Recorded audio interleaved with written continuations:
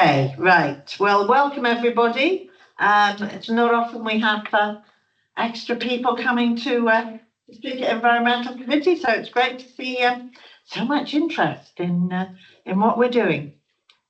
So if we could, what I suggest is after we've done apologies and declarations of interest, we'll suspend standing orders.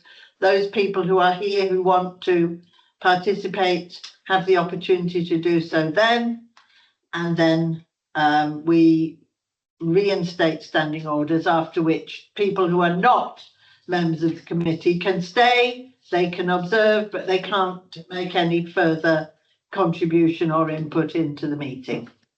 Okay, so apologies. The only one, Chair, is from Eddie Hall. Right, okay. Are there any declarations of interest, Rebecca? Just the standard declaration that being a city councillor and a community councillor. Yeah, Right, and yeah, same here. Zara as well. Personally. Okay, lovely. Right, well, if we could then suspend standing orders. I know Emma has a question. I know Dennis and Colburn. that's it, want to talk about Bethany Gardens. Christine, have you got a particular question? No, I just came out of general interest. Right, that's fine. No, absolutely. Well, you're more than welcome, but I didn't want to miss you out if you had something to say. Okay, so just a reminder that there is a time limit. So, you know, each person, I'll start with Emma, then I'll move to Dennis and Colburn. And maximum of 5 minutes, and you have to kind of fit everything into that 5 minutes because you won't have an opportunity to come back after that. Okay, so Emma, obviously I understand it's something relevant to the agenda. Yes. Okay, so if you want to ask what question you want. So it's in relation to item 10 on the agenda, the review of the bee-friendly streets. There's a lot of feeling in West Cross at the moment, due to not only the Mumbles Community Council policy of bee-friendly streets, but the glyphosate opt-out and the mess, just a general mess and look of neglect in West Cross. I myself run a community-led initiative called the West Cross Tidy Team. We are going around and trying to clear streets to make them safe. 80% of drop curbs we're clearing are damaged or weed growth is making them inaccessible. We've had residents' meetings about moving forward and asking councillors to consider reinstating the weed spraying. I guess there's a crossover between the Mumbles Community Council policies and the council policies. But, you know, how much is it actually costing?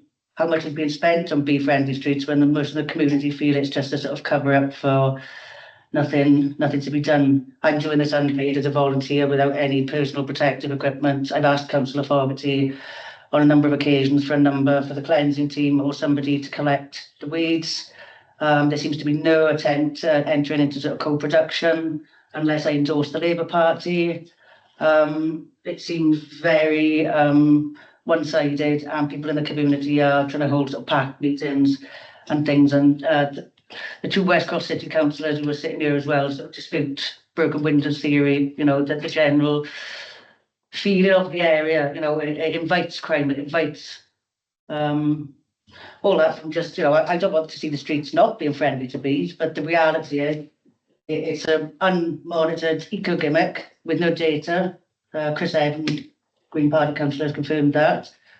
And I just see that it's not serving West Cross very well, and the council for West Cross is ignoring the feeling regards it. I mean, I think we'd like to have some kind of public consultation on the consequences of bee-friendly streets, along with the glyphosate opt-out. There's no programme of maintenance.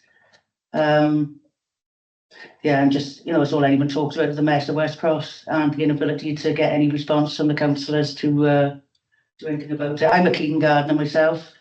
And I've spoken to Swansea Council Pathology Service, who are going to help me map out areas to work on. I've already spoken to Councillor Fogarty about, I believe it's the permission that you've already got on the bottom of Fairwood Road where you tried to plant last year, and I think one flower came out. So I'm going to do that with the general feeling of the community is just to let me crack on. But I'm not getting any support. There's no co-production.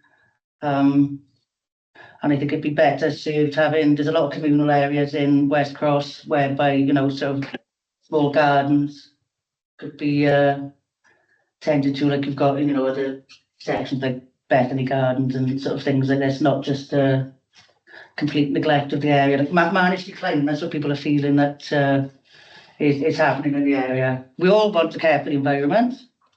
However, I don't think the consequences have been considered, and I hope that you consider all this when reviewing Bee Friendly Streets and monitored eco-gimmick. Thank you. Okay, thank you. Does anyone want to, obviously we will be discussing this, it is an agenda item later, but does anyone want to say anything briefly at this particular point? I think Rebecca has, because you have been speaking recently to councillors about extending the amount of hand weeding, because we really don't want to go back to the spraying. I will say that I've heard that people needed to weed in Langland because the spraying wasn't working there. So it's not as if the spraying is this magical thing which will keep everything clear. So I refute that. But I think you know more, Rebecca, about where we're going from. Yeah. Yes, Helen has her hand up first. Helen? I'm happy for Rebecca to go first. Okay. Phil? Okay, Phil is deferring, so Helen? Okay, sorry, righty ho. Okay. Sorry I was late. I've only just finished. Oh God, can somebody mute? I can't stand my own voice, let alone an echo. Oh, Shall I try again? Thanks. Sorry I joined late. I've only just finished work. You know, I know it's like really hard on social media and everything to see a lot of the posts, but I do think it's really important that Emma has a really comprehensive response, which obviously I know Rebecca and Sarah and others have been doing. You know, I went to that public meeting, but the fact that people are concerned about how the estate looks, you know, that's a really good thing. You know, people are really concerned about the area, and I take pride in the area and want that area to be, you know, to be smart, to be much smarter. So I think the fact that there's a lot of concern and discussion, I would say, you know, that's a good thing. Obviously, not the good thing is that people feel, you know, they feel that the area doesn't look good and all of that. I would agree with Sarah that I don't think this is just about spraying. I think when I look at Males Road, and I was talking to Emma about this to try and establish, does Males Road where I live, does that get sprayed? That's had weeds up and down it all summer. Not massive amount of weeds, but it has had weeds. And then I noticed right at the end of the summer, kind of middle of September, those weeds have been sprayed and they're now completely dead and just left there. We weren't allowed to hand weed there. The council said they wanted a sprayer. So I think Males Road didn't look any different, I think, to the other parts of Males which weren't being sprayed. So I agree with Sarah's point on there, but I think, you know, ultimately we've really got to respond well to what Emma and the others are saying and really feel like we're pitching in to support, you know, the improvement and how the area looks and feels for people living there. So I just hope there's a committee that we can do that. And I also know that Rebecca and Sarah and others have been having lots of conversations, but I want us to give a really, really positive response to how this can be improved quickly. But I obviously do continue. I want to see in Males, that's my ward. I support Chris 100% in not spraying there, 100%. Okay, right. Did you want to just come in or no? Okay, so Yeah. yeah. I think I agree that we want to give a really good and positive response. I think there are a number of points that were raised that unfortunately I do have to dispute because they do not reflect the facts. So to say that we have sent the message that there is going to be no co-production unless there is a particular political affiliation is just out and out incorrect. And at the outset, when community initiatives can take off, our first question is always, how can we support? And that goes for the Tidy team, it goes for any resident who wants to get involved in looking after the area. And that comes from both the Community Council and City Council perspective, and we'll hear from other residents later on a different project where that's been the case. So, you know, that I firmly dispute that. To say that we don't believe in the broken windows theory also doesn't have any basis in fact. We understand why there is concern around this. We are also residents of West Cross. So, you know, again, I just want to put on record that we understand why this is a concern and we share that feeling.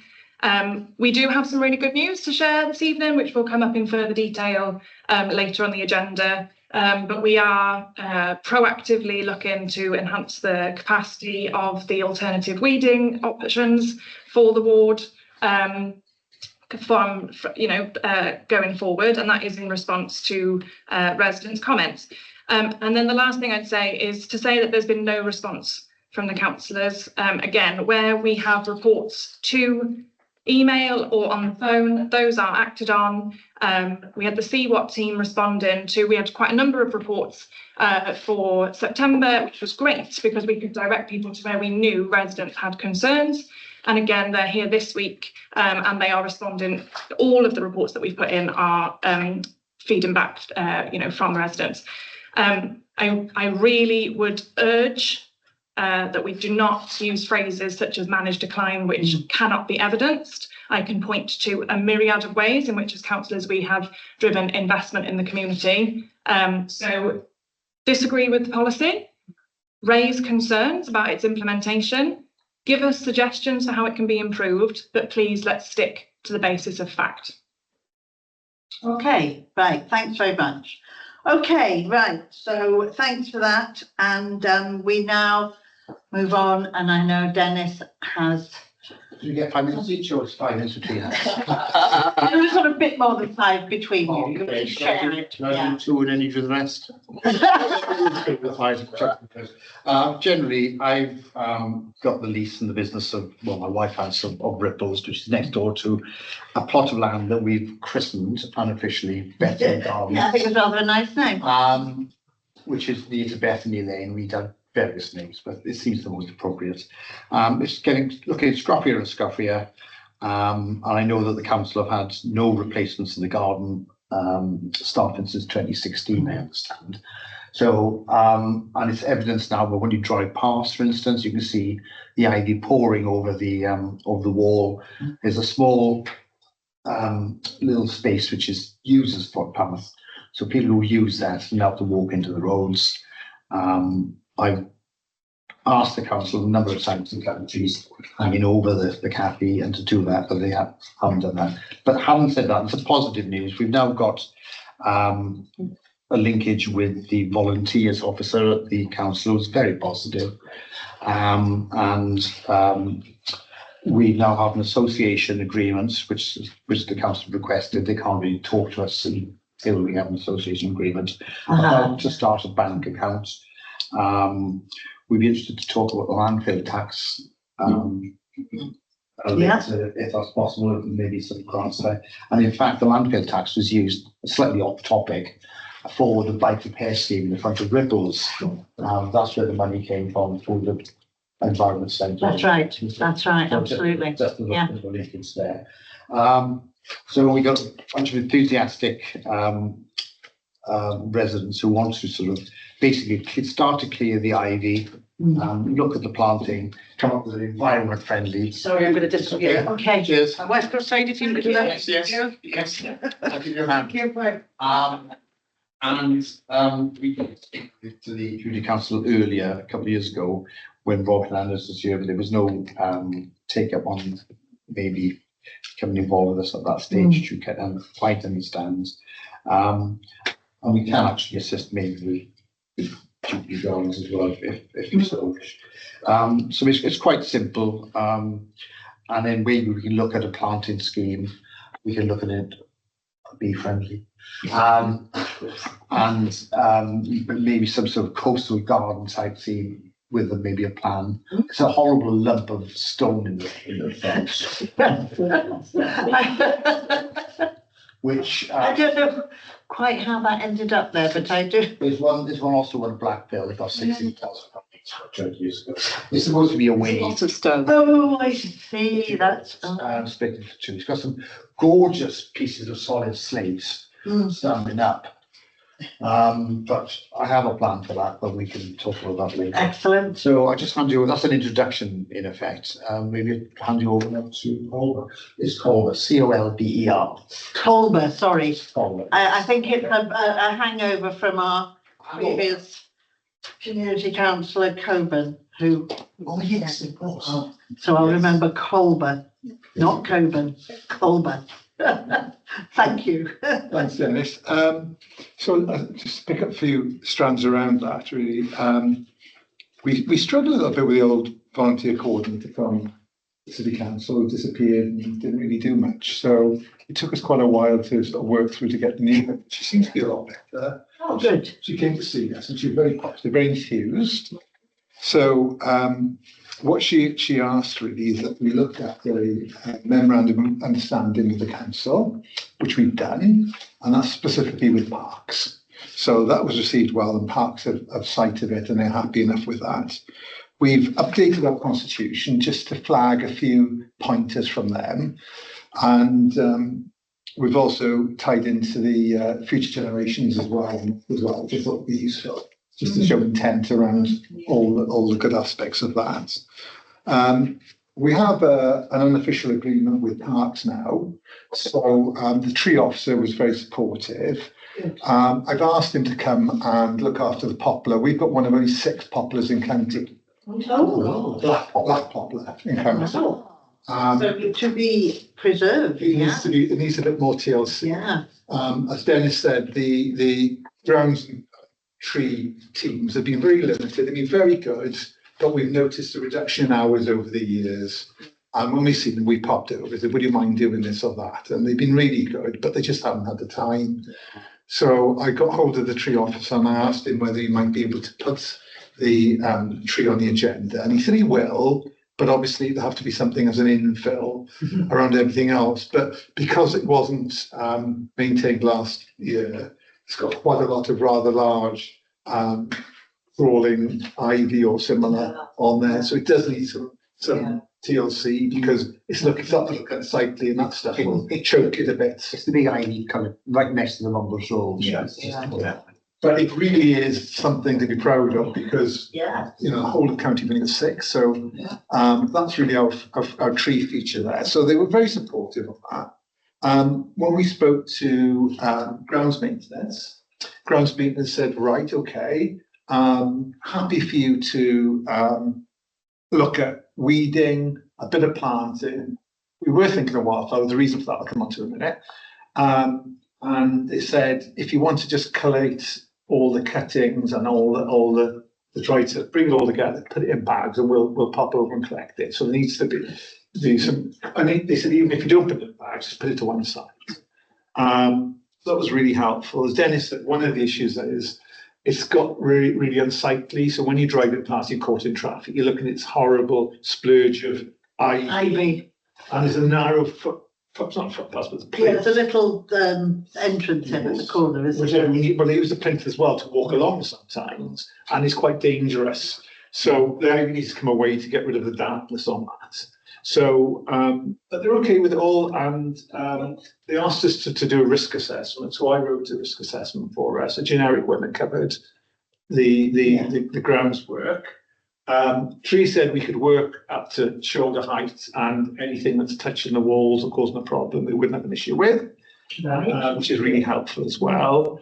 And on the risk assessment, I was encouraged to put an opportunity to put some events on there, so that we can actually put some events on. So SWAT Council really supported. So Yeah. something we want to talk to you about. Looking at that, that's all gone really well. Very happy with the responses now, and I know Martin Nichols is quite supportive as well from a senior officer perspective. So that's really helpful. Next point for us really is insurance. So we wanted to speak to you about that. We have got an option of paying for insurance. And I didn't know if we would have the option of being covered by the community council insurance because it's not your patch. Yeah, that's the trouble without us having an official, I've forgotten the word. It's not a lease. It's an agreement to manage licenses. Official interest, I think you mean, Chair. Yeah. Official interest in the land. Thank you. I think that's a proper term. So we've got an option for insurance. If there isn't a direct option, we can look to evoke that. And again, we've got the contact through a volunteer group as well. Contact through the council. So it's an ethical insurance company that works with volunteers, which we're really pleased about. Right. It's not a high cost, but I'm sure we can do something about that. The Ripples is supporting us and the West Coast Garage as well. So it's a real community approach there, which I'm really proud of. So once we get the insurance, we can actually do work there. We can hold events there as well. We're looking to launch in the spring. We thought the weather would be better. Yeah. Rather than trying to get people up in the rain. When we were last down there, we had the litter pick. It was blizzard-like conditions. Waterproof suits. It was something special. So we thought we'd wait until the spring. But again, we'd like to come back and talk to you about what we'd like to do together. I think the opportunity here really is how do we make our little green space punch above its weight? Absolutely. So from the City Council perspective, we were talking about active travel and hooking in as an active travel hub to link into the good work that you've done with the cyclist provision, which is wonderful. And from a community perspective, really, it's an opportunity to be part of a cluster of green sites to hook into the other ones that you're doing. Yeah. So we did talk with Rob about this before, but I think it'd be really, I've seen it work really well elsewhere where you have different themes in different places. So one of the things we've noticed there, and I was almost in tears, I was so proud. We had the little ones come down from Oystermouth School. Oh, yeah. And they were working down there. St Dave's, I think, were down there doing yoga. One of them were anyway. One of them doing yoga. It was really lovely. There's a project around in the dirt. Yeah. So really what we were thinking is because I'm in contact with the schools, is really reaching out. We've got a lovely cluster of primary schools there. And if Oystermouth are coming down, you can see the bandwidth there. Speaking to the heads and saying to the heads, right, how about coming down from the spring? Get the little ones out, get the fingers dirty, get them to plant some bits and pieces, and really maybe have a bit of a wildflower critters area, because there's a lovely bed that will open up there. So we really wanted the kids involved. Sure. Because the demographics of where we are, there's lots of little ones, and there's lots of over 50s. Lots of in the middle. Yeah. So our volunteers can do the volunteering, the kids can get their hands dirty. So really wanted to talk to you about that opportunity there. Yeah. And then on the back of that, I think really it's an opportunity then to think about whether there may be some support with grants or other funding that we could use. That's where I'm thinking now, where can we get some money for this? I don't think we need to be particularly hungry. We've got tools. We've offered us access to the bibs and some of the tools, of course, from Norton Gardens. So we don't need. We've got volunteers who are ready to go. If anything, the 2 years we've been struggling to get cohesion, we've lost a couple on the way, but they're really keen still. Yes. So really, the reason for coming here, really, for my reason coming here, is to give you a bit of an update and say, we'd love to work together. We'd love to take some ideas from you. We'd love to reach out to the little ones. And we'd love to work out a way of integrating with the events or anything else you've got planned. Yeah. Well, fab. Phil is straight in that. Yes. It's fantastic how much you've moved forward since we had that chat. It's really good to hear. First of all, we do have a small grant opportunity with Mumbles Community Council. The forms are on the website, and as soon as you're ready to apply, I can think of lots of boxes that this ticks in order to basically apply for what you need. And if you are looking to do longer term funding, so over a period of years rather than short term, there's an opportunity to look at that as well. Although I think the criteria is slightly different, isn't it, Paul? Or is it the same pricing, but just for a larger amount? I think there's more detail required for a larger amount, Phil's, but everything's laid out in the notes, which are also on the website with the application form.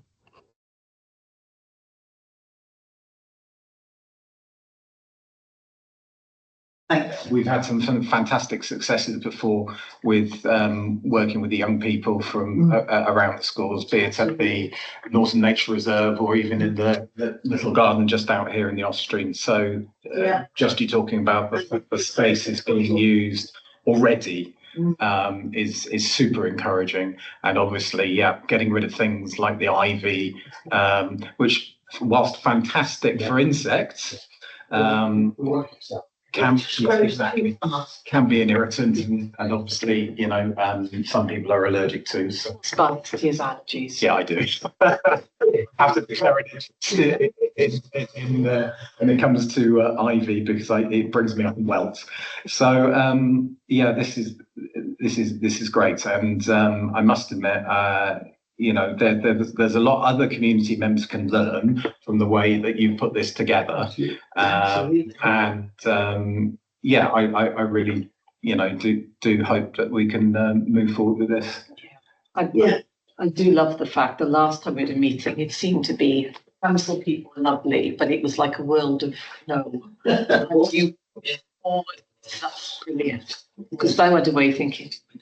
Just to pick up on the bee friendliness, we live across the road and our little one is thrilled because this has been our third season of baby bumblebees in the garden. So we've actually gone, since we moved back there, on an active planted regime to have ultraviolet colours, and they're thriving. I was really thrilled to see there was actually one out last week still doing its thing. So the Bee Friendly Streets thing does work, and it works for us, and we're really proud of that. And there's an opportunity really to look at how we can continue that across the road, because we can all benefit. Yeah. Okay, right. Well, yeah, I have about a million things to say, but most of them we'll talk about later. But I absolutely, there will be opportunities, I'm sure, for us to work with you. And my immediate thought was, Keep Wales Tidy have a grant scheme, which this would probably fit into perfectly. So that is definitely something that's worth you looking at. We got money from that for Jubilee? Yes, Jubilee Gardens was, and as a community council, we've done grant applications for it, so we could help you with that. We did get an extra bin out of the castle, didn't we? Oh, We've been relocated. We've had dog nest problems in Palmyra Court, where people are bagging the nest and either leaving it on the wall or on the street. It's absolutely appalling. And we've got little one that said she was playing under the oh, it's horrible. So we managed to persuade the local authority to move the bin across, but we're still having problems. That's something we have to think about. So that's something obviously you can pick up. So actions going forward, can we speak to you about the school beds? Yeah, I mean, certainly, I mean, there's the schools, I mean, I find, you know, most of the schools really keen on things they can do outside, you know, where they can bring the children and get involved. I mean, we had them up at the castle from Oystermouth, planting bulbs all the way along the side of the path, and they've been down at Norton from the different schools to plant around to be friendly. So definitely. And maybe reach out to widen our volunteer base. That potentially we could help with. At the moment, as you know, we are slightly short of staff because a part of our environmental engagement officer's remit was with the volunteers. Unfortunately, as you know, we're without one at the moment. Okay. We are hoping that very soon we are going to get the adverts out for replacement, but at the moment we're a bit restricted on what we can do, because, and that's why there've really not been so many volunteer sessions running recently, because we haven't had anyone in place to actually set those up. Is there anything you'd really like us to look at down there to help the community? If there is, let us know. I'm sure Rebecca's not. Yes. was just gonna, communication channels are wide open, aren't they? Absolutely. We probably don't need to go into the detail about this. Yeah, we can, yeah. Yeah. Just one thing on that. Yeah, so we, honestly, Apologize to Colver for not even mentioning this to him, because it's been in my mind, it's gone up and down back and forth. Is that throughout the summer, the schools spend, junior schools, hours on the beach in the morning, sometimes it rains. And we're just wondering, we look ugly in front of your house, I'm afraid, when for a week we could sponsor or pay for a large, sort of a big tent. Marquee. Gazebo. And use as an outdoor classroom. yeah, Only in the event of rain, possibly. I mean, obviously insurance have to be left overnight. Just a thought. I mean, yeah, I mean, Can you on that? like have a sort of, a week when all the schools come and Well, say, and they yeah, yeah, more each in it or right, well, it's all, I've got it all down here. they use the toilets and ripples at the moment, they better go up and we continue that. Okay, thanks. And so much, as you know, we've got it on the agenda, so we can really sort of try and look at where we can kind of start to make a plan. And obviously we'll get back to you. And hopefully, yeah, we'll be able to work with Swansea Council, Community Council and Bethany Gardens volunteer team. It's just amazing that you've got. Yeah, it's just brilliant. They're just fantastic ideas, which is just great. Yeah. Thank you, suppose. Yeah, well, thank you for coming. That's great. Thanks ever so much. Right, you are welcome to stay. You don't, you can stay for the rest of the meeting. Hmm? Yeah. Okay. Right. See you here. It's fun. Yeah, it was nice to see, and we'll see you in a couple of weeks, won't we, at the awards? Yes. From that support. Yeah, bring lots of people with you. Yeah, got lots of people. Well, hopefully your daughter will come. Yeah, the one daughter will, yeah. The other one, they got football and karate. Straight up.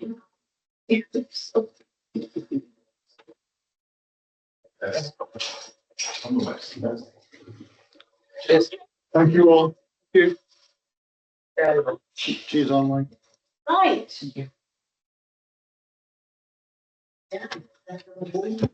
There. So much progress already. Right, anyway, if we now reinstate standing orders and get off the rest of the meeting. Crack on. Right, minutes of the previous meeting. Has anybody got any comments? I did have a quick glance through. Just having a quick scan again.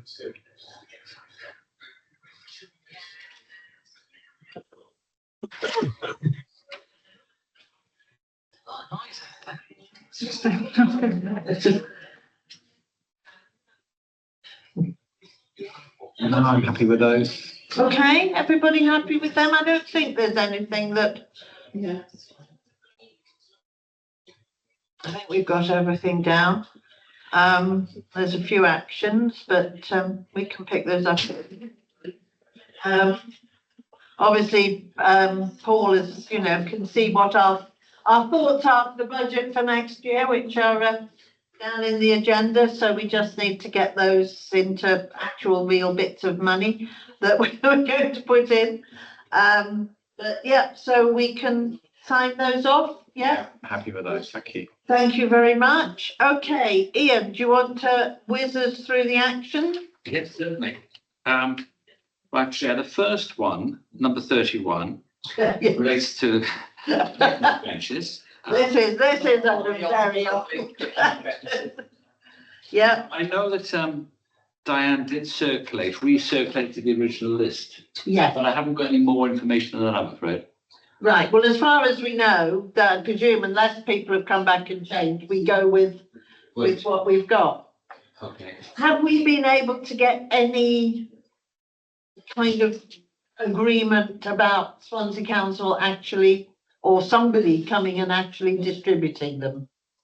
Not that I'm aware I mean, I'm just saying Swansea Council because they're the obvious people, because they've got the vehicles to do it, because they are very heavy. Also, Chair, I'd check how much they're going to cost us to put on the plinths, because we were quite shocked at how much the prices So are. a lot of them, I think, are going in places where they don't need to be on a plinth. Yeah, as far as I know, like the one in the Orchard will just sit on grass, the same way as the one up on Mumbles Hill does. But there are some places where it may be that that there's a need, and perhaps we need to kind of get some idea, because some are going to be on Swansea Council land. I know Helen's got some ideas for Males Green and places, so perhaps we need to get, I don't know, an officer or someone we can walk through with, and they can just say to us, this one needs a plinth, this one is fine. Yeah. Which would be quite helpful. All right. Okay, so we will try and continue with. The next one's, as you probably know, what I do is if an action's been completed, I put it in red. Yeah. And it's just for everybody's benefit. So the next one, number 71, which relates to erecting 3 signposts, that was completed at last month's meeting. Yeah. The next one, 92, that's been deferred until November 25. That was agreed at the last meeting. Yeah. Action number 101, with the grass verge scheme, that was deferred until next spring. I put April, is that appropriate time, Chair? April? Helen, would that be, maybe we need to make that March rather than April for the planting? Well, I'll change that. Yeah, maybe move it to March, I think, to give us time to get that organised. The next 3 really are together, I think. The 107, 108 and 110 relate to quotes Yeah. for fencing, whether it be around metal fencing around the skate park or hedging around North Beach Reserve. And Yeah. I did, to be fair, I didn't send it till fairly recently to the. So I have the replies. Sorry about that. So I'll chase that actually for the next meeting. Is that okay, Chair? Yeah, because I think hedging, does that need to be planted now? Be better for it to be planted. Yeah. So get settled in before it gets too cold and got plenty of roots when it gets to spring. Yeah. Okay, yeah, if we could and just get some, I'll be a bit prompter this time. because we do need to get how much they're going to cost and whether we need to put money in for next year for any further work. Okay. The next one, 113, is a transfer of money that was completed in October. The next one, Bee Friendly Streets, is an agenda item. So are you happy for me to? Yeah, we'll discuss that under the agenda item. Yeah. The next one, 115, Castlewoods Path, was completed as a result of the full council meeting. Yeah. The next one is relates to the Biodiverse Schools project. Yeah. And I gather that Kerry hasn't had a chance to speak to. So that's, I'll push that. So that is still an action that needs to be picked up. Okay. The next one, 117, Mumbles Buzz and Bloom Awards, that is an agenda item. Yeah, and we have a date. Last one, I believe, is yours, Chair. To number 118, which you're going to provide an update on, to explore the use of water testing. Progress with that, which is a shame, but yeah, it's something we do, because we talked about doing it with the youth club, but it's too late now because it's going to be dark. So we need some inspired ideas as to. I think now the window of opportunities perhaps comes to the next one comes around in March. Maybe we can start with the March one when the weather's going to be better as well. We have the kit now, so as long as it's still valid and usable. So no, the kit is just until it's actually used. It is just going to sit there. Helen, we were going to. Because this isn't on the agenda. This is for the water quality testing. we were looking at Washing House Brook and also the stream that I don't know the name of that runs through Klein Gardens, actually looking at that. So this is something that, you know, we need to think about in terms of how we're going to implement both of those. But if we're looking at making a start in March, it's something maybe you could think about, you know, maybe something that could be done with the children from the school or groups of volunteers or whatever. And as far as I remember, you'd have to do 2 tests a year. You do one in the spring and then another one in the autumn. May I suggest that we table that for February in order Okay. to do that, so that we can make sure we're ready in. Yes, well, that's what I'm thinking. We don't want, and we will have hopefully a new environmental officer then. So that'll make it a lot easier to start on that. Okay, so if you can do that, we will action it in February. Thank you. And that's it. That ended the actions. The budgets. Budget, right. First of all, the monitoring reports. Has everybody had an opportunity to look? Nobody came up with any questions. It all looks fine to me. We agreed the environment, so that's all sorted. Anybody got any questions on that or on the expenditure?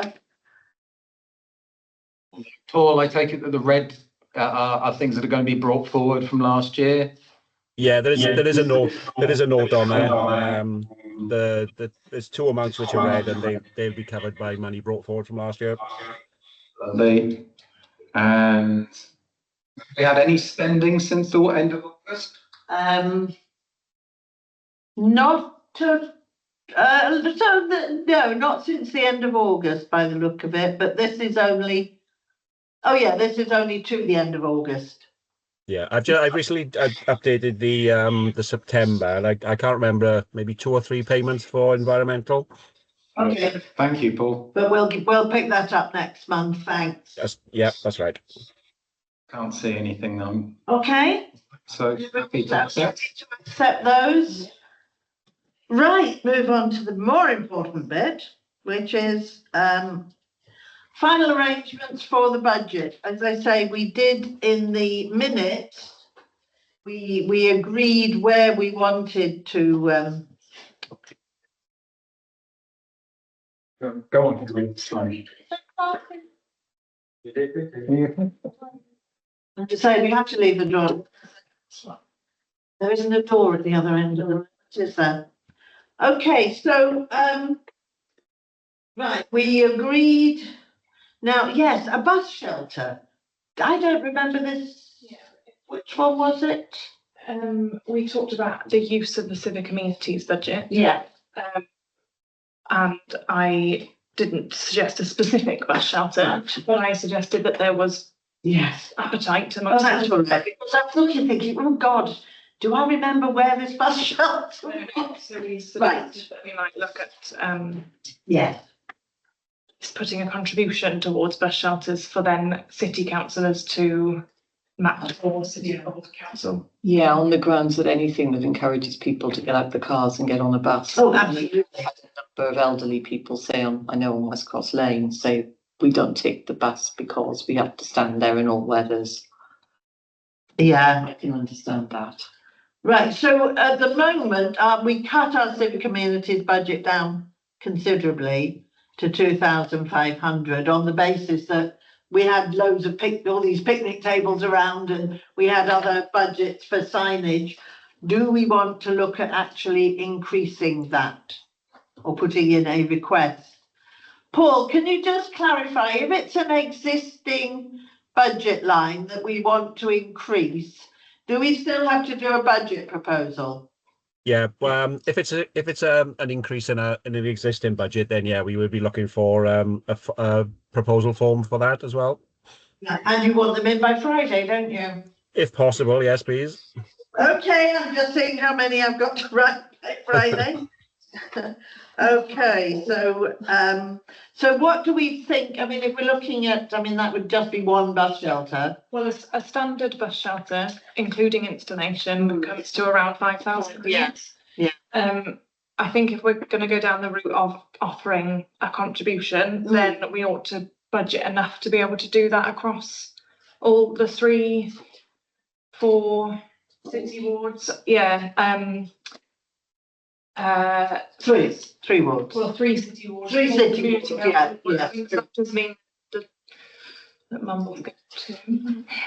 Yes. If they're needed. So maybe we could say £1,000 per ward. Per ward. To put 20% Yeah. contribution. Okay, so Just to say, so that it is on the record, that obviously it would be our preference, I'm sure, around this table, for those to be the green roofed bus shelters. if at all possible, absolutely. Those are 3 to 4 times the price of a standard shelter. Oh my goodness. I'm not discounting them, I'm just looking at them people. Okay, no, that's right. Certainly not more than one. Okay, right. So I get the impression that you're proposing perhaps 4,000 or yeah, thereabouts. but I would say that that is a very specific area within civic communities. So we may want to look at also some additional for other bits like signage or benches. So perhaps if we look at asking for 5,000 in total. So we've got £1,000 for other activities. There has been discussion, I can't remember who raised it, about a notice board. You know, another notice board at Underhill. So, you know, that's the sort of thing that we might want to look at under civic communities. So we want to maybe have some money to look at possibly something like that. I think it was Natalie who said it would be really good to have a notice board. Okay, so 5,000 total. Okay, right. Bulbs and wildflower planting, I think we agreed that that was fine. I'm trying to look at 2 different things at the moment. I tell you what, Phil, can you put the budget up on the screen and then we can look at the things we discussed and just to get some figures. Yeah, come on. Just a moment.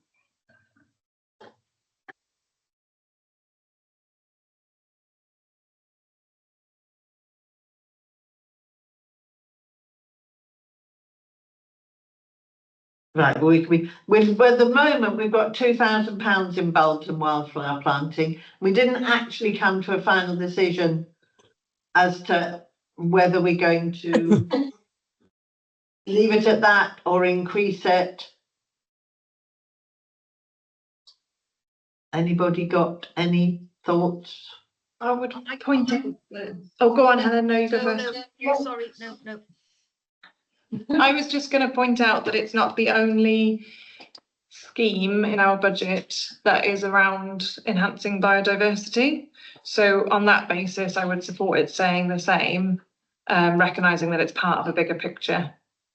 I think what we were subsuming the grass verge scheme into the bulbs and wildflower planting. Well, that happened this year. Yeah, but instead of at the moment, it's still 2 separate budget headings. I think it makes sense for us to put that as one budget heading, which is bulbs and wildflower planting in whatever form it takes, and that would then give us £4,000. Now, Paul.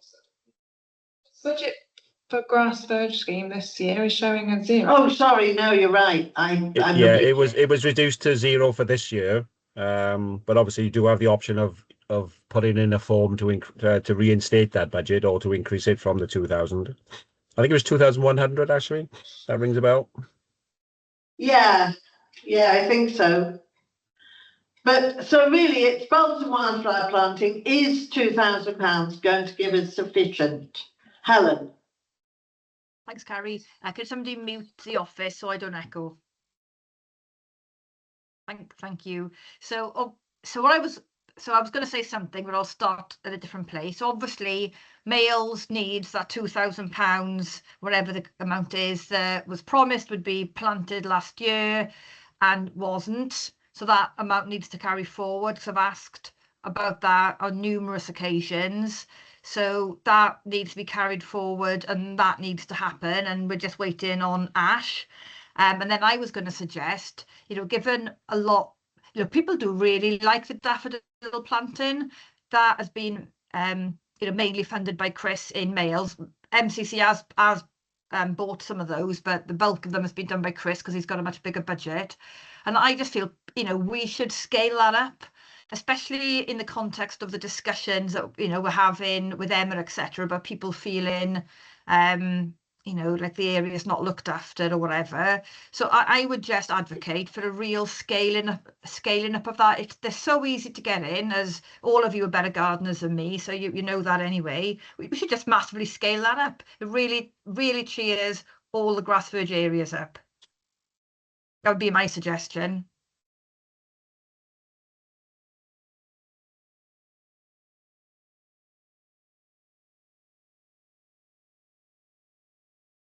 I can't hear anything, but it might be because you're muted or there's deadly stunned silence. I just want to ask, Helen, do you have a figure that you want? I mean, at the moment we have £2,000. What are you suggesting we increase it to? 3,000?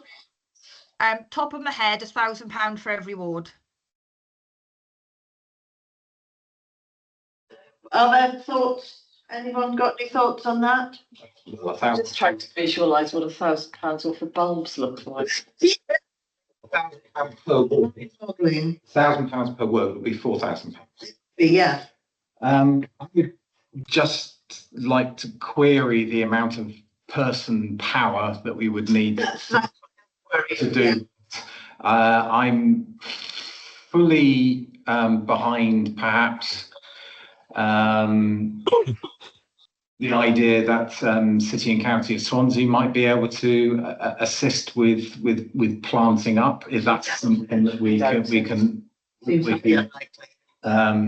have the department do on? But in terms of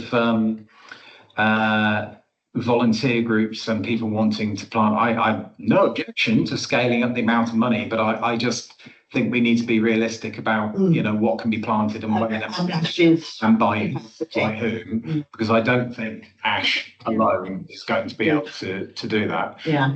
The other thing I wanted to ask Paul was she did approach us some time ago with a request to put in an order, and I certainly gave feedback. Did you put that order in for him?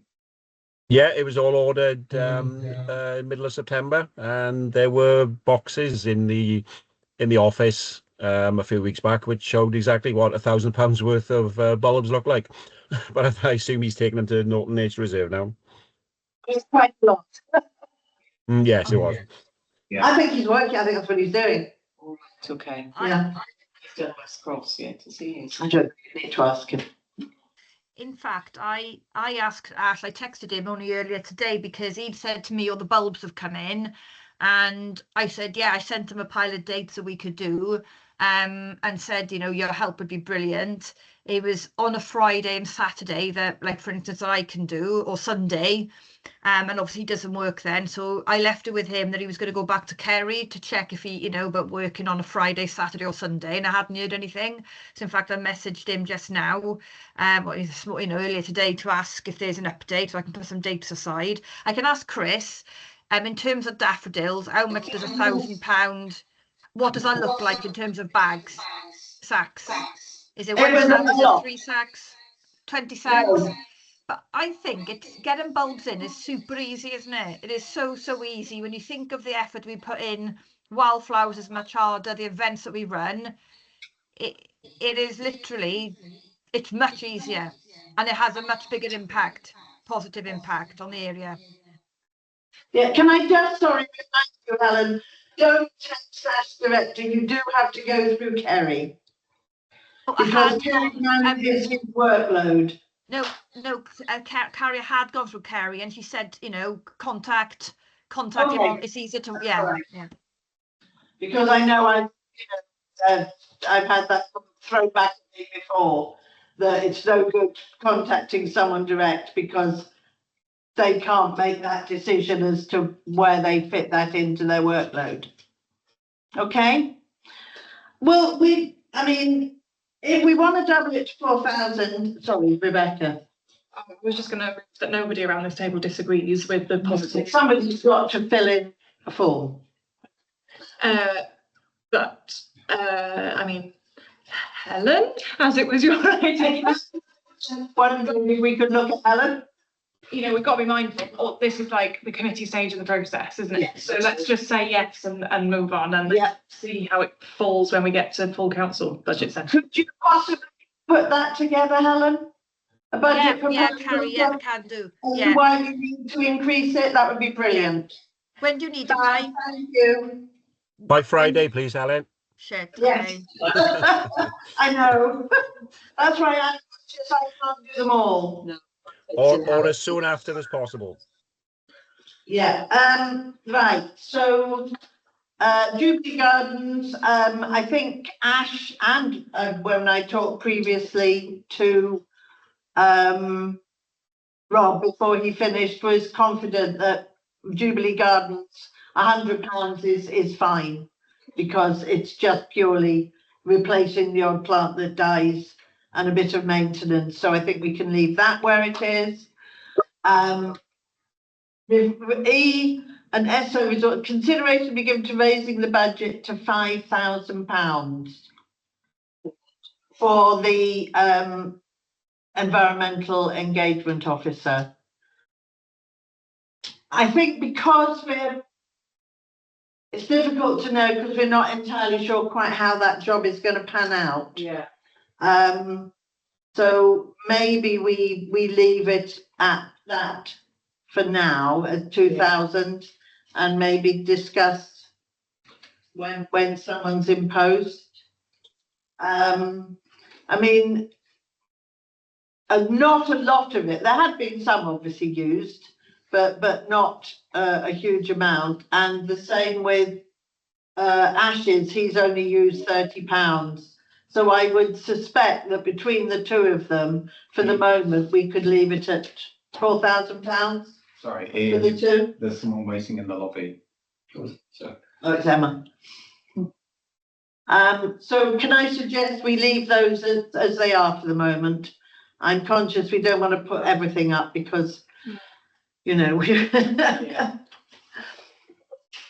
Right, so obviously Castle Woods, Washing House Brook, we hope the money has been sorted and fingers crossed we get work done on those soon. Norton Nature Reserve, I think we're fine just keeping that. I think what we suggested, which makes sense, is that we link in a kind of asset budget. So it's Jubilee Gardens, Norton Nature Reserve and the Orchard. And we look at making them one budget, which can be used across all three. So at the moment, we don't have anything in for the Orchard. And I am conscious that some of those trees do need replacing. So at the moment, it would make 100 for Jubilee Gardens, 1,000 for Norton Nature Reserve. If we just increased it from, say, 1,100 to 1,500, Paul, would we still need to do a budget proposal? You're getting close to that being an inflation increase rather than a budget proposal. So if it's that sort of level, I would be happy to see that go forward. Okay.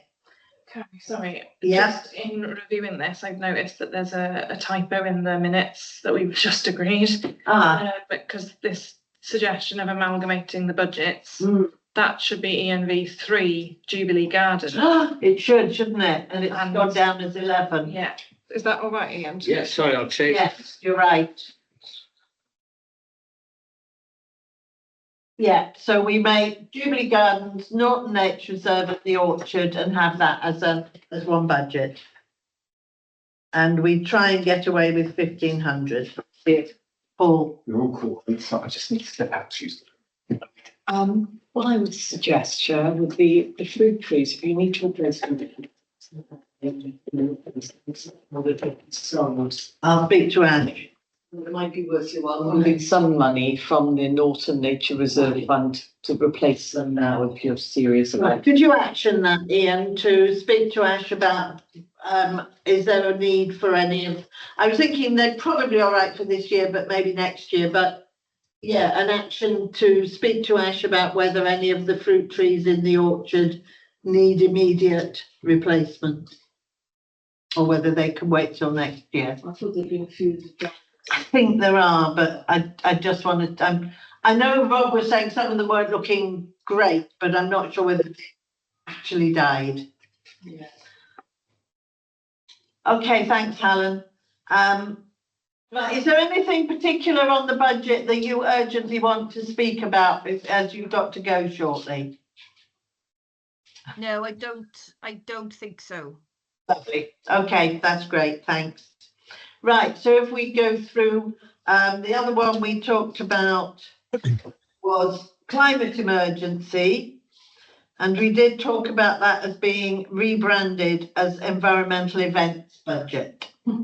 And we subsume into it Buzz and Bloom, Gardener's Question Time and Mumbles Green Heroes. And that would give us 16,000. 6,000. 6,000, sorry.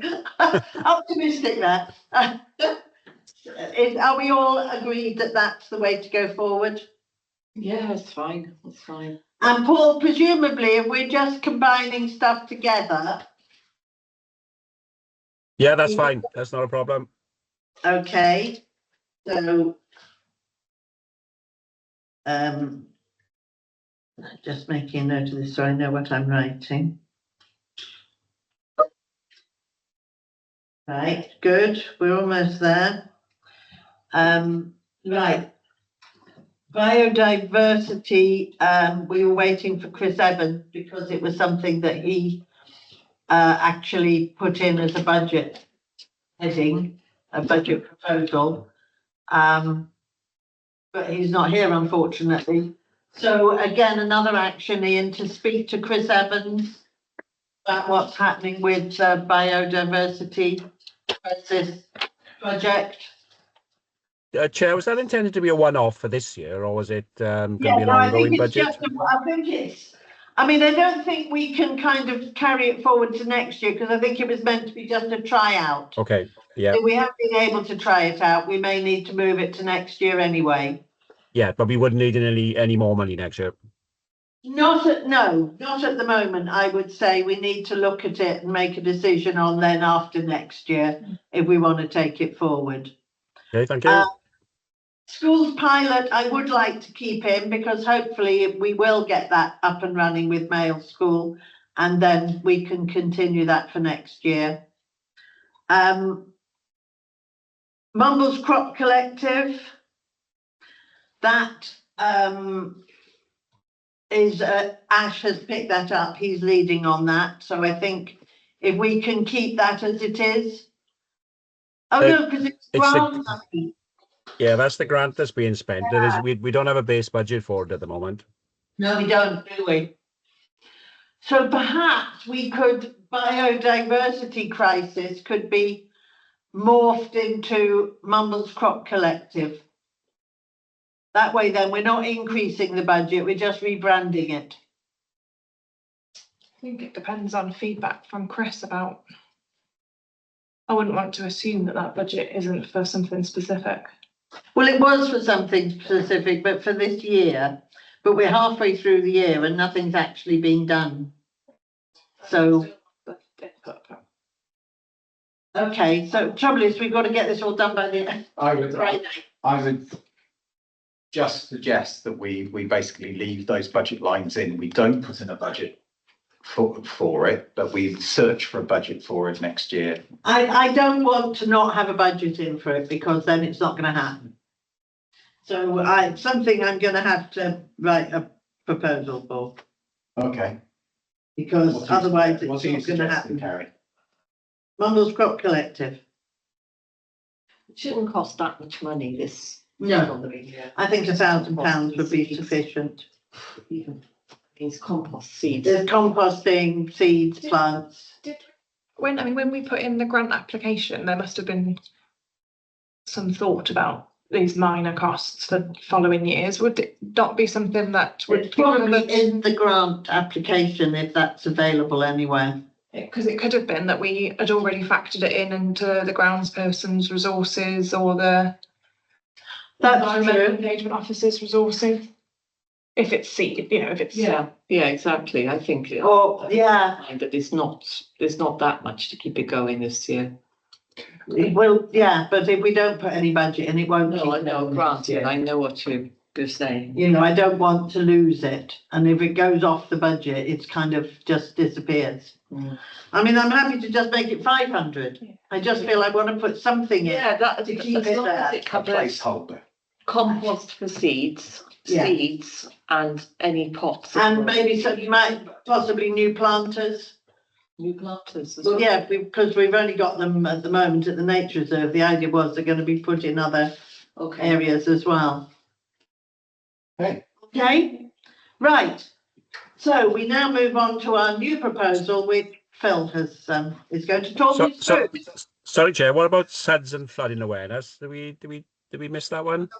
sorry, We did because I think. Oh right, yes, it's because it's no change, Paul. yeah, no It stays as it change. is, right? Okay, fine, thanks. Thank you.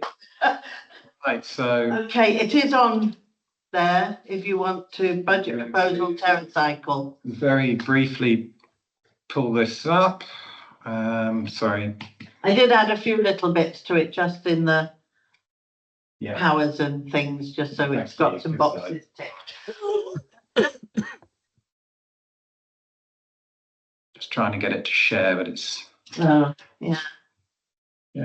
window. there we are. Lovely, thanks. So this goes back to the good old days of St David's Primary School, when was collecting all sorts Yes. for to recycle. What's come to my attention is that whereas a lot of things can be recycled now at local co-op, for example, soft plastics. One of the few things that we would have to commute all the way into Superdrug or Boots in town is for blister packs. Yeah. That's medicine blister packs. TerraCycle sell recycle bags, which you can purpose all sorts of waste in. However, I'm suggesting that we basically set up a very specifically medication blister pack bin,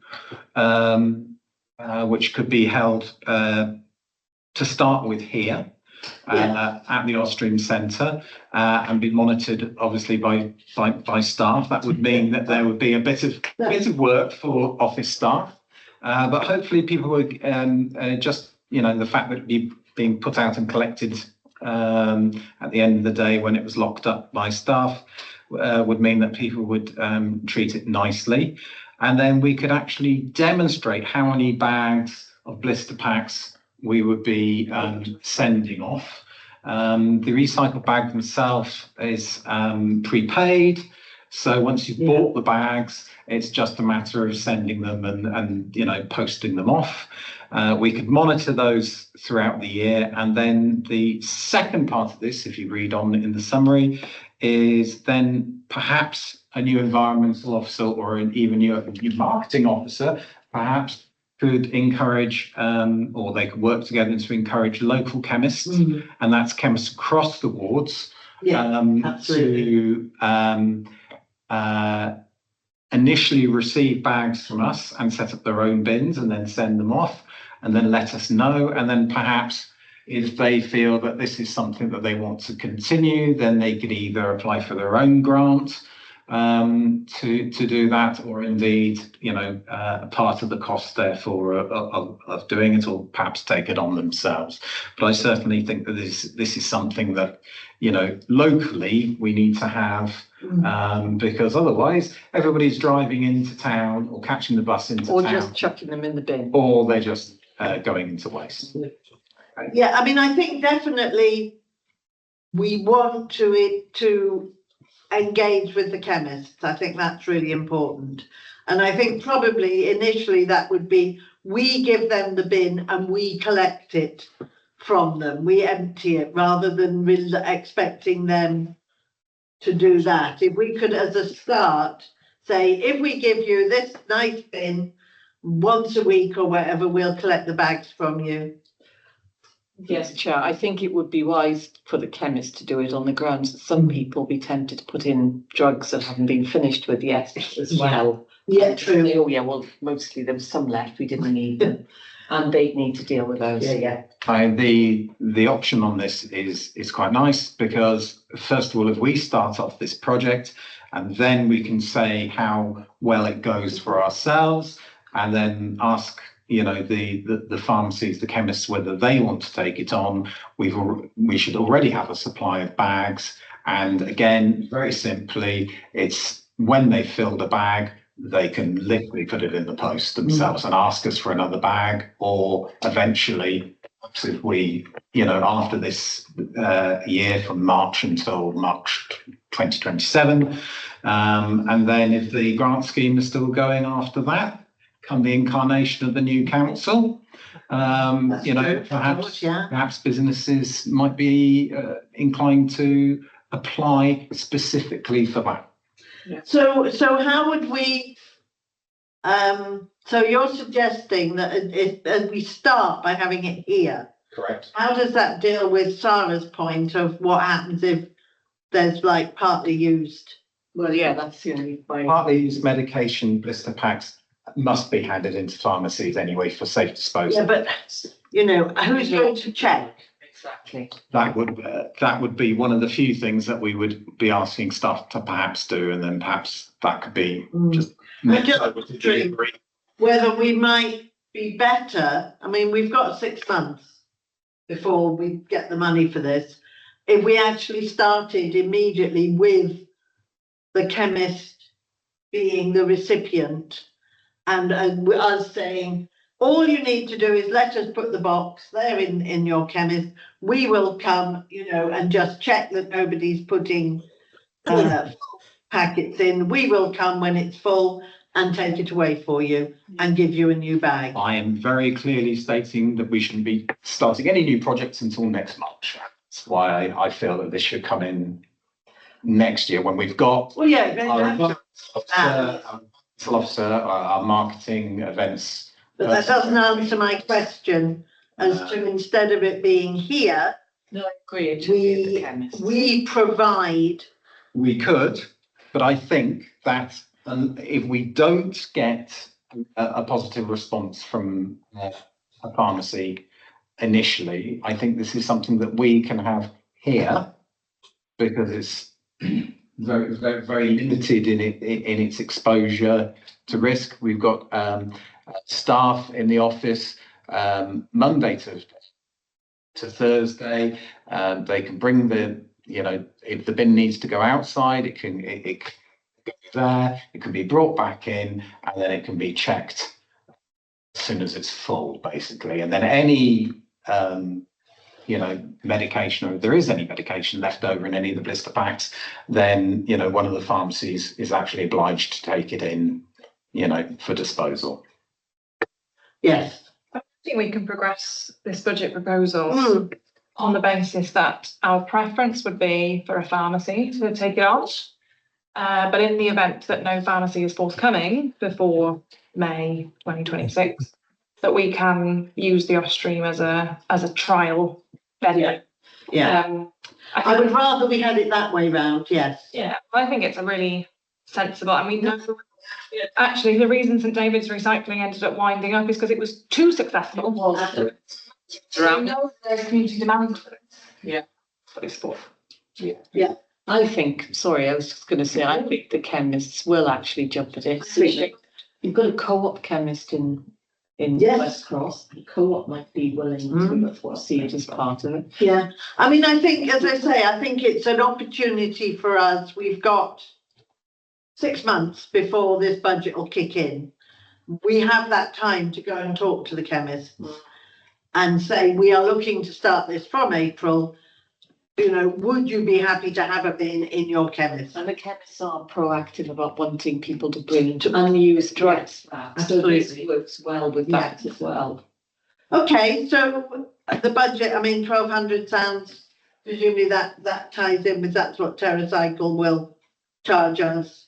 The bags basically come in packs of, the large bags come in packs of 3. We may not need all of that money, but on the basis of the fact that we could end up 3 or 4 bags a month.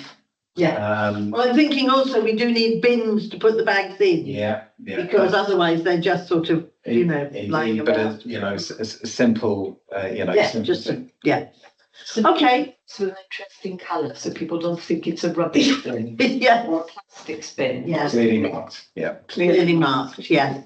Okay, so are we all happy for that to go ahead?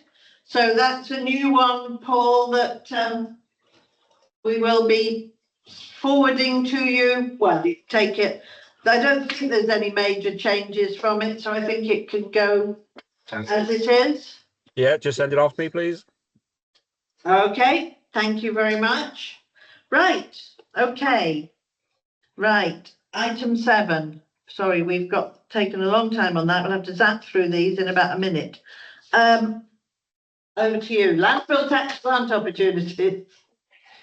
So I've looked into the themes covered by the landfill tax grant option, and I personally think that in response to some of what we've heard today, but also other feedback that we've had about bee-friendly streets, I think there is an option for us to apply for that funding for a project to basically, take on board that feedback and move forward.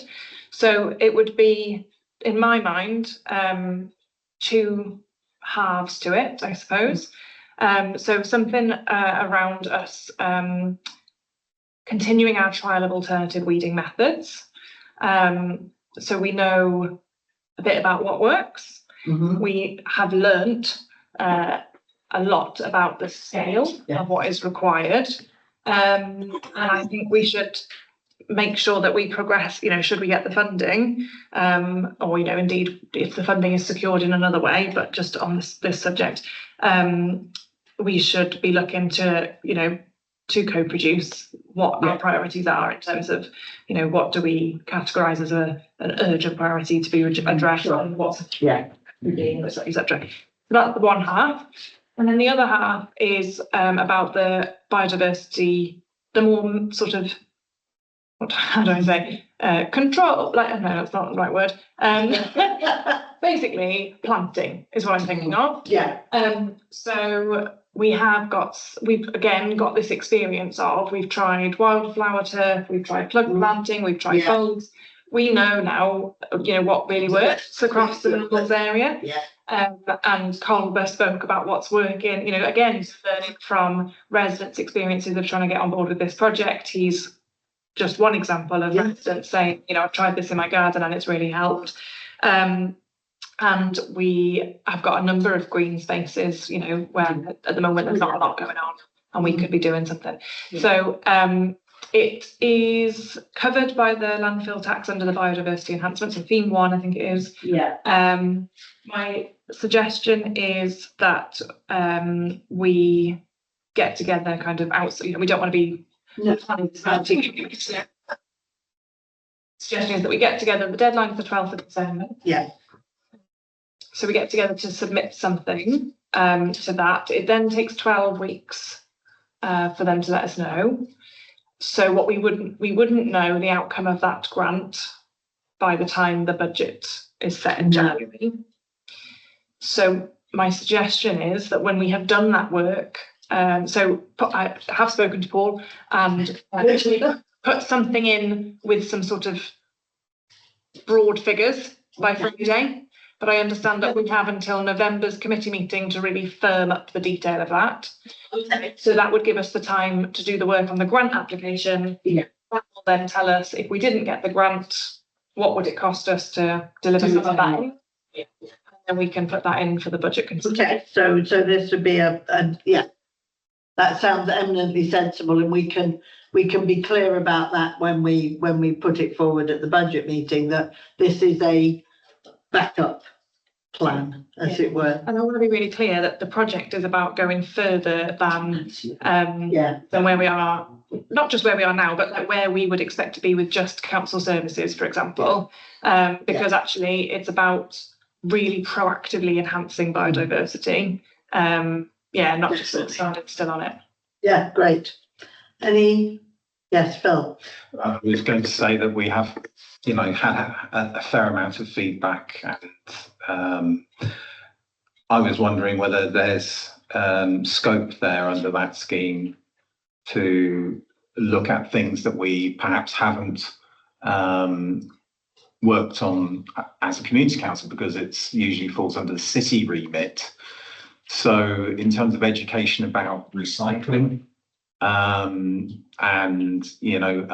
putting out more information or getting people in to understand helping them understand the City and County of Swansea policy on bags and which there's some education elements in this that would really help a lot of people just have reminders and sign, to say it's Green Week, it's Pink Week, it's these things get collected, these things like the City and County of Swansea does their job. But actually, I think for a project locally, there still seems to be some confusion as to who to contact and when and where. And I know people come to ourselves as councillors and we can put them right, but I'm just thinking, is there something that we can add?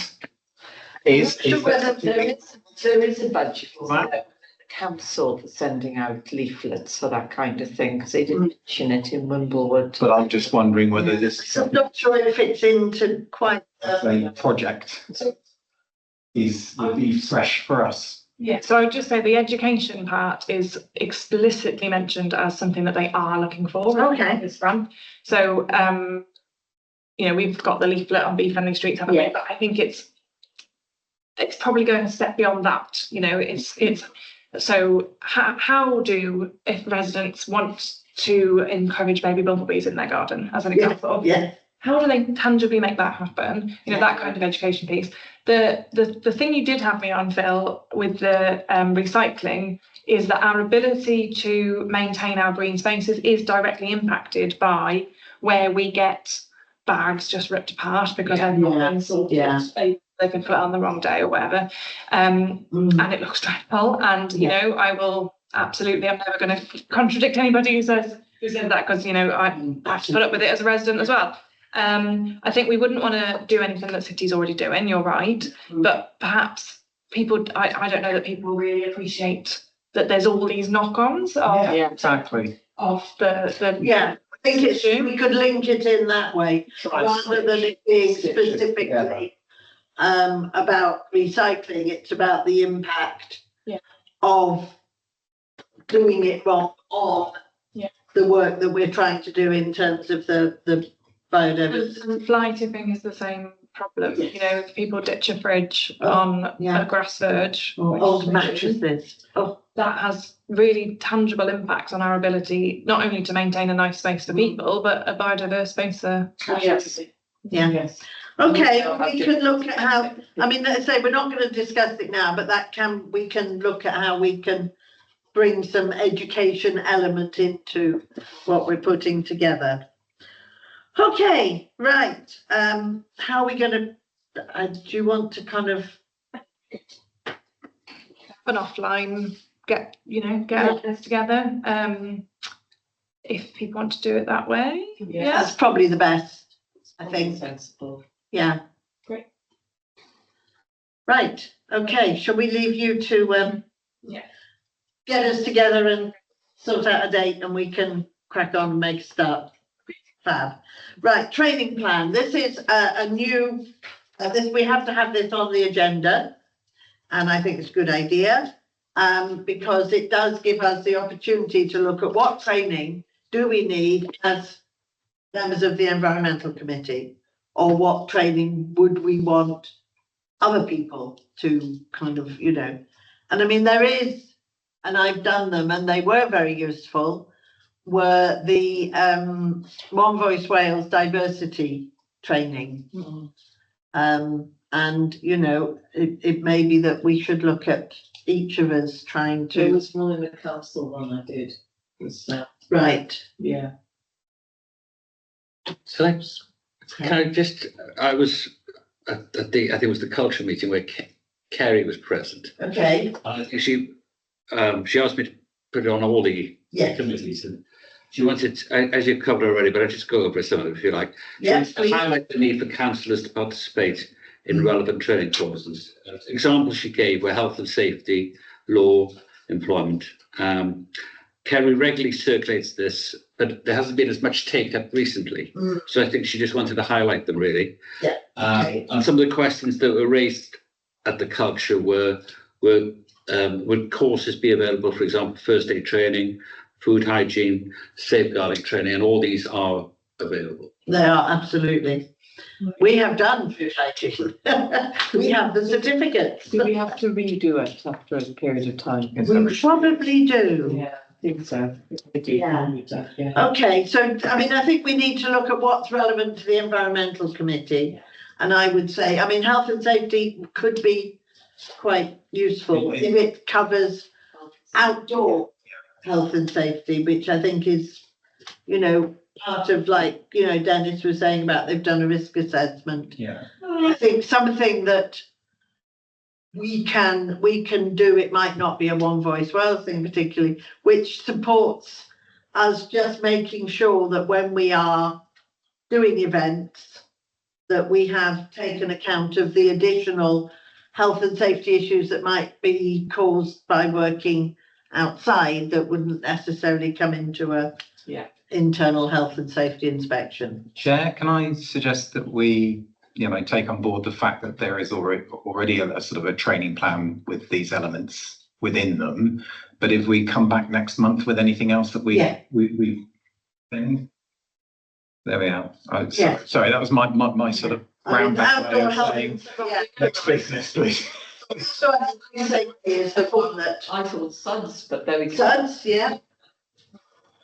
Okay, so that's two possibles, Ian. We've got outdoor health and safety and SUDS, and action to people to come back with any other thoughts. And ideally, if they have seen someone who puts on a particular course, because then we've, got something specific we can work with. Right, Buzz and Bloom, we have the date. Tyvion is confirmed, is going to come and give a talk on how to make your garden bee friendly. So fits in perfectly. And he's obviously going to award the, hand out the certificates. So it was just really saying, please, everyone. What time are we starting? 6:30. 6:30. So if people could be there sort of a bit before. So yeah, please, everybody come down on the 12th at Underhill Hub. And there will be a glass of wine as you arrive, refreshments, and of course the bar will be open for additional sustenance.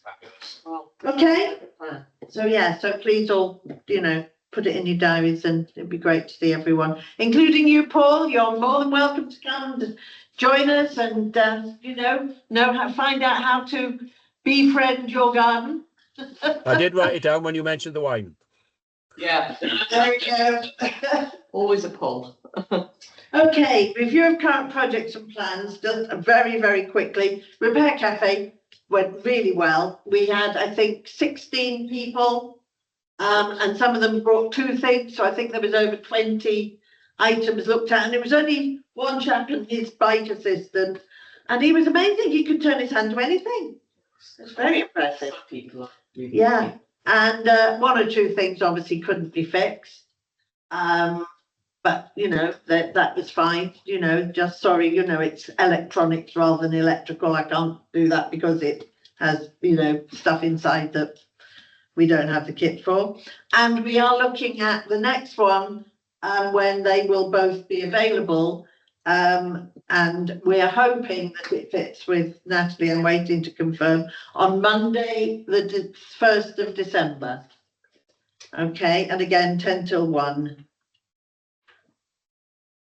And it looks like the chap who's the main organizer is David, and his assistant Jai, who is the bike man, who and Mondays suit them best. Well, post this done as soon as you can. Absolutely. Put them up on the screen. Yeah, yeah, and we have the wonderful Hannah, who does posters and has done a lovely poster, just already out on Facebook. Fantastic. Out there today for the Buzz and Bloom. Oh, Already out there. good. Fantastic. Right, Be Friendly Streets. Yeah. Is there more that? Well, I suppose only to reiterate what I said in response Yeah. to the question earlier. So good news, Sarah has been proactively pursuing additional capacity for alternative weeding methods. Yeah, it's looking really positive to have something in place for spring. As you know, we have been using the cleansing ward operative team at city level. I just couldn't, somebody asked me what does QUAT stand for, and I couldn't remember beyond the community. So we've been using the cleansing ward operative team to respond to residents' concerns. They are in West Cross again this week. Excellent. And do a brilliant job. You know, can't fault them at all. That's to complement volunteer activity, which we would like to do more of, but obviously with the vacancy at the moment. Definitely. So yeah, we'll continue with that and just remain grateful to people where they do send us reports. Yeah. It means that we can target that activity to where it makes the most difference. So does the weed machine come? That's the Sea-Watch use that. That is part of that. No, it's just that I know because I was on the allotment today, and Simon, who lives in Stanley Street, was saying that he's saying, have you seen this machine? It's amazing. Goes up and it pulls up all the weeds and don't need to spray. Yeah. And that's happening in Mumble. So, you know, the argument, as you said, is, you know, it's not something that is being only, you know, in one ward. It's a system that works across the ward, even where theoretically they're spraying. Well, I do notice that there's a lot of complaints about the weeds. Yeah. Well, I mean, in Overland Road, they came and they sprayed and they all died, and all the insects died, and then all the weeds came back, but the insects, of course, didn't. No. But it's made no difference to the weeds. They become resistant. I think it does need to be noted that Mumbles Community Council have organised a number of volunteering sessions throughout the spring and summer. And although our environmental officer left us at the end of July, effectively, beginning of August, these still went on throughout the summer, attended by a few volunteers. However, realistically, as next year, if we as a organisation are going to continue running volunteer sessions, then realistically we're going to need to reach, and I think the word that was used earlier was co-produce. I mean, I don't think we've not been doing that. and it's a bit of a shame that, you know, the opportunity to do so seems to have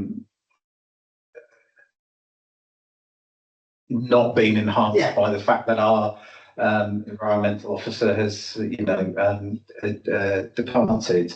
But realistically speaking, you know, Bee Friendly Streets is a summertime and spring activity. And obviously it's been an absolute bumpy year across the city and county of Swansea. Every ward across the city has been affected by enormous growth. We've seen huge amounts of you know, fruit on trees this year, acorns. I know. Yes.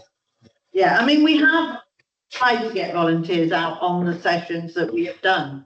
And it's, you know, the opportunity, it's not that the opportunity has not been there. No. Sorry. Councillor Andrew Stevens pointed out, as a farmer, that after 3 years of not weeding, it does get to peak.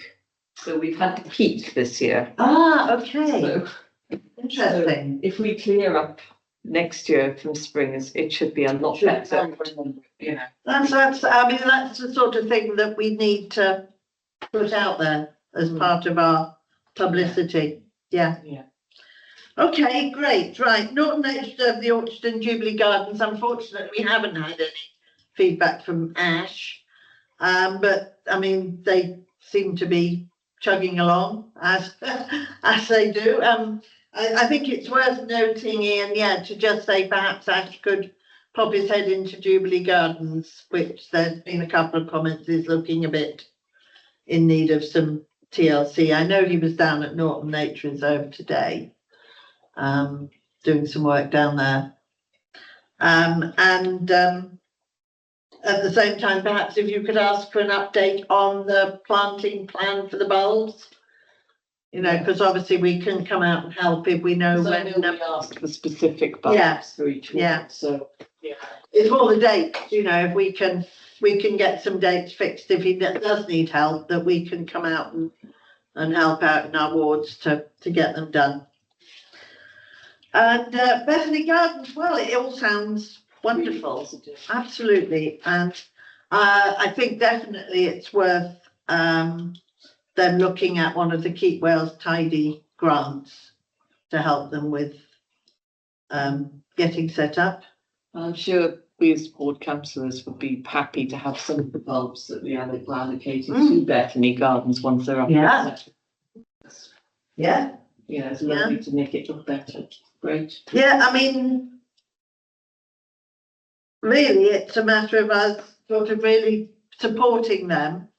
And certainly, you know, I think that, you know, at a minimal cost, we can help to advertise events. So that, you know, if they are looking for volunteers or whatever, if we, you know, when we've got people back in post, then, you know, we can certainly look at working with them. But I just think they've done a fantastic job, and I'm happy for us to talk to schools and sort of put them in touch to say, you know, if you want to talk to the schools, this is an opportunity. I mean, it's very close for someone like Grange or Cloynderryw, isn't it? They just have to walk down the road. Marquee set up. Yes. Of course, if we had a marquee, we could. But we won't go there. I think it would be worth maybe exploring with Dennis or Culver as well, whether they could be like specific sites named in the landfill tax grant application in terms of the planting side of things. Yeah. Because they're really, I've talked to them over many months, and you know, they're really committed to the biodiversity side of things. Yeah. But also, I mean, you mentioned the yoga. We've talked a lot about like using the green space for well-being as well. That would be good for landfill tax. Which links to the education piece. So, if we're happy that we involve one or both of them in our musings about that grant. Yes. I mean, I think in a way, my first thought actually was fantastic. They've set up their own association. It's amazing. So they can apply Yes, they for their own, because I was worried thinking, it's going to be difficult because we want to put our own in, but they will. I am absolutely more than happy for us to involve them and help them out with doing that thing, because I think it's brilliant. I think what they're doing, you know, I think it's so impressive that they managed to push forward, because when we had that meeting with the council, it was literally like, no. no, I mean, they do seem to have got some real positive Yeah. responses from different parts of the council, which is fab. And I'd say the events idea, I think, is lovely, and outdoor classroom and Yes. all of those things. I just think definitely we need to encourage that. That's it. Thank you. Okay, thanks all. Good night. Thanks very much, Paul. We will have everything to you by Friday. Okay, thank you.